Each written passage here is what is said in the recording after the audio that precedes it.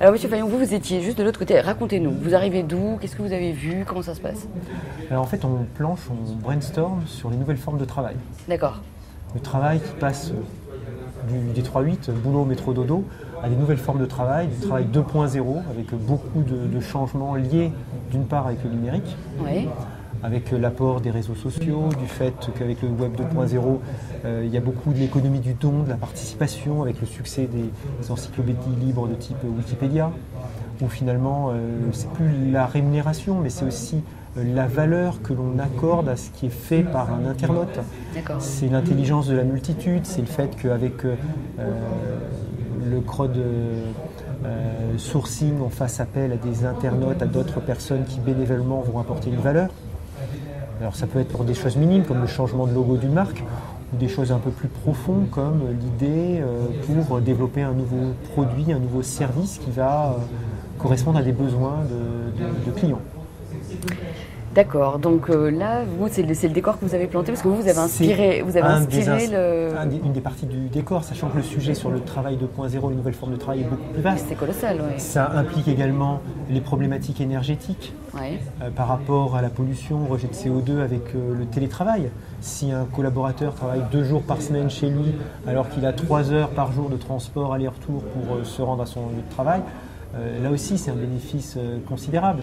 C'est aussi les nouvelles pratiques du partage, de l'usage, plutôt que la détention d'un bien qui fait qu'on n'a plus le même rapport au temps, aux gens, aux choses, à l'espace. Et donc toutes ces évolutions font que le travail, on ne va plus travailler comme avant. Et puis il y a aussi la lame de fond qui est emportée par la génération Y et maintenant la génération Z, à savoir la disparition des frontières vie personnelle, vie professionnelle.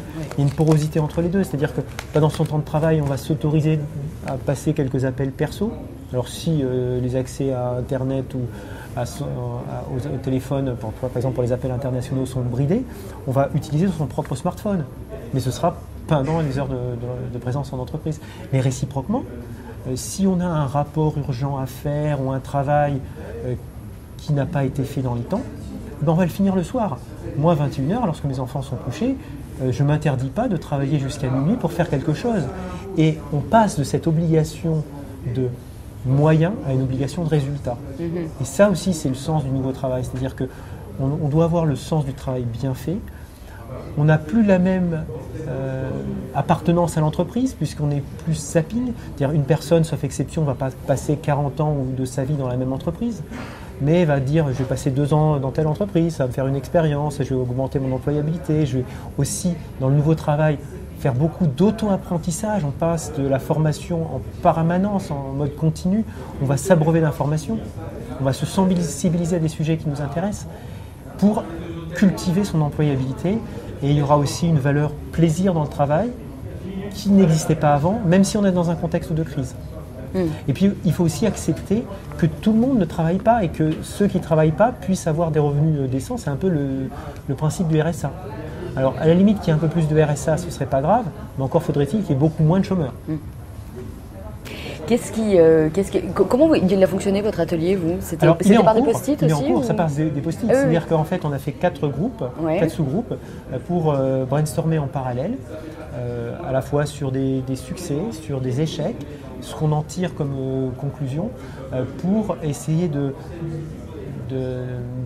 trouver des idées concrètes. C'est-à-dire qu'à partir de l'inspiration, c'est la logique bottom-up, où on va faire remonter et enrichir des idées de la part des participants qui ont des horizons très variés, aussi bien des hommes que des femmes, des jeunes que des seniors, des entrepreneurs que des personnes qui travaillent en entreprise. Donc il y a une très grande diversité dans les participants à l'atelier. Et chaque table est là réfléchie sur un thème particulier, c'est-à-dire on a une table mes plus grands succès, une table mes échecs. En revanche, chacun va réfléchir à son plus grand succès, à son plus grand échec, mais de façon collaborative au sein d'un sous-groupe. D'accord.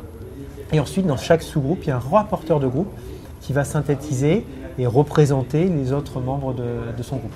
D'accord, très bien.